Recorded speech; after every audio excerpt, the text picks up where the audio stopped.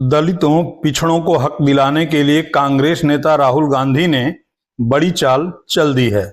जातियों की गणना से 4 कदम आगे बढ़ते हुए राहुल ने कांग्रेस को लेकर दलित, आदिवासी और पिछड़ों के बारे में बड़ा खुलासा किया है।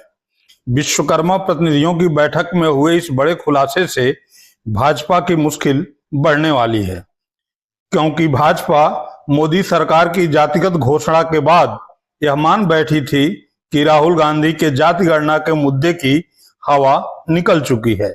लेकिन राहुल गांधी के हाल के बयान से जो हवा बह निकली है वह भाजपा के सोशल इंजीनियरिंग की सियासत को नासाज कर सकती है। नमस्कार, मैं हूं त्रिपाठी ज्ञानेंद्र और आपने देखना शुरू कर दिया है पूर्वांचल टुडे लाइव। आपको मालूम है कि राहुल गांधी सामाजिक न्याय के मुद्दे को लगातार उठाते आ रहे हैं। सड़क से संसद तक राहुल ने न केवल जाति गणना के लिए मोदी सरकार पर जबरदस्त दबाव बनाया, बल्कि आरक्षण की तय सीमा 50% को भी तोड़ने की बात की। राहुल गांधी के इस बड़े दबाव के आगे मोदी जी की सरकार को झुकना पड़ा और जाति गणना की घोषणा करनी पड़ी। भाजपा ने इस पर बहुत सारे तर्क भी दिए। अब जबकि भाजपा यह मान बैठी थी कि जाति गणना के मुद्दे की हवा निकल चुकी है, तो राहुल गांधी के नए वीडियो ने मोदी की भाजपा के सामने नई चुनौती खड़ी कर दी है। राहुल गांधी ने हाल ही में एक्स पर अपनी एक वीडियो साझा की है। इस वीडियो में राहुल ये बता रहे हैं कि वह कांग्रेस की कमान दलितों, आदिवासियों, पिछड़ों और अति पिछड़ों के हाथ में सौंपना चाहते हैं। आपके माइंड में ये सवाल नहीं उठ रहा यार ये छोड़ो यार, मैं एक कुर्सी नहीं मांग रहा, मैं आधी टेबल मांग रहा हूं। जब तक आप आधी टेबल नहीं मांगोगे तब तक आपके लोग आपके पीछे नहीं खड़े होंगे, क्योंकि वो सोचेंगे यार ओबीसी वर्ग सोचेगा यार ये तो मतलब हम 50% ही 2 कुर्सी मांग रहे हैं यार। मेरा लक्ष्य है कि कांग्रेस पार्टी की जो लगाम है वो मैं ओबीसी, दलित, आदिवासी इन कम्युनिटीज के हाथ में डाल दो, क्योंकि यही आपका हथियार है। राहुल गांधी की ये बात भाजपा पर इसलिए भी भारी पड़ती दिख रही है कि इन दिनों भाजपा में संगठनात्मक चुनाव चल रहे हैं। प्रदेश अध्यक्ष चुने जा रहे हैं और नए राष्ट्रीय अध्यक्ष के लिए कवायद तेज है। भाजपा के संगठन में दलित, आदिवासी, पिछड़े और अति पिछड़ों की मुख्य भागीदारी को लेकर सवाल उठते रहे हैं। राहुल के बयान के बाद ये सवाल भाजपा पर और दबाव बनाएंगे। होने वाले बिहार विधानसभा चुनाव में भी इसका असर दिखेगा।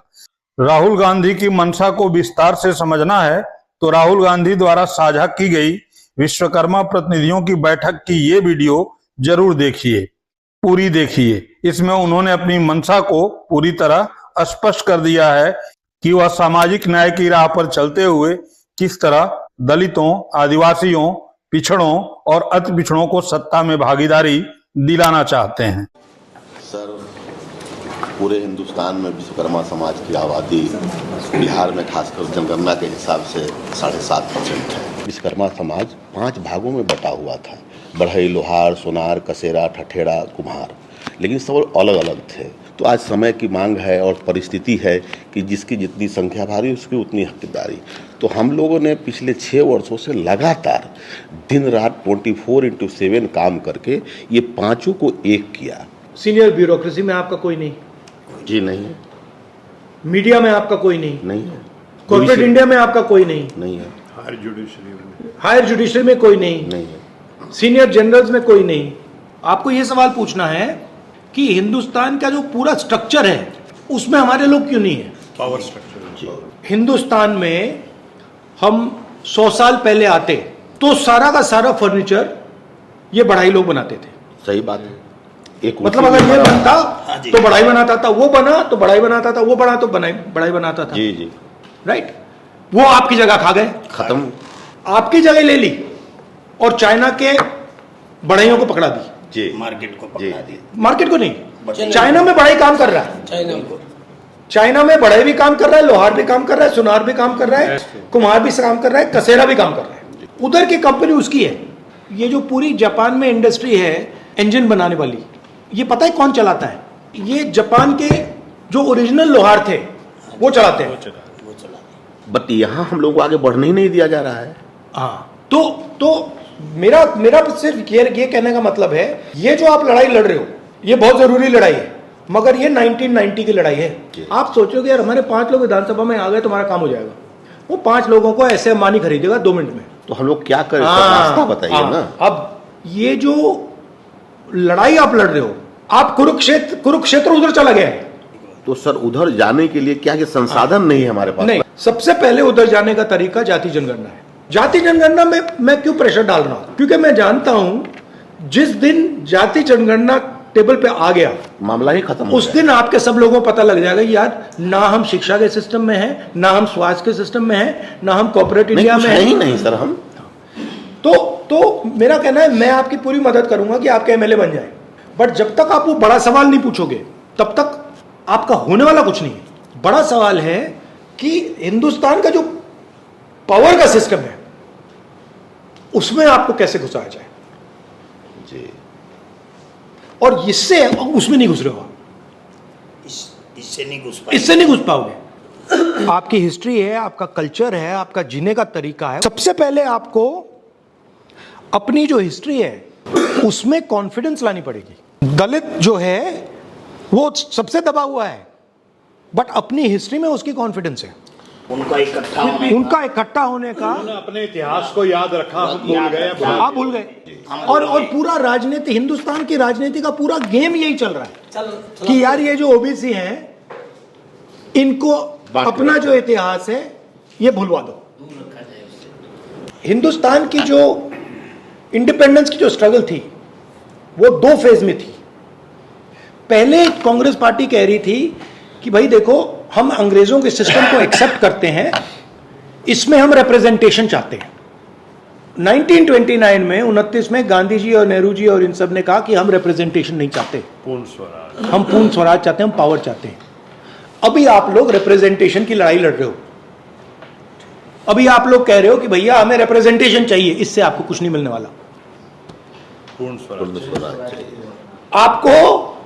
आपको अभी आप पावर के लिए नहीं लड़ रहे हो, अभी आप रिप्रेजेंटेशन के लिए लड़ रहे हो। मतलब पावर यहां पे है, आप कह रहे हो यार 2 कुर्सी हमें दे दो, भागीदारी हो जाए थोड़ी सी 2 कुर्सी दे दो। आपने मुझे बोला जी कि भैया हिंदुस्तान में कि 5000 एमएलए है, हमें 5 दे दो, मतलब 1000 में से 1। राइट? आप मेंटली रिप्रेजेंटेशन के लिए लड़ रहे हो, पावर के लिए नहीं लड़ रहे हो।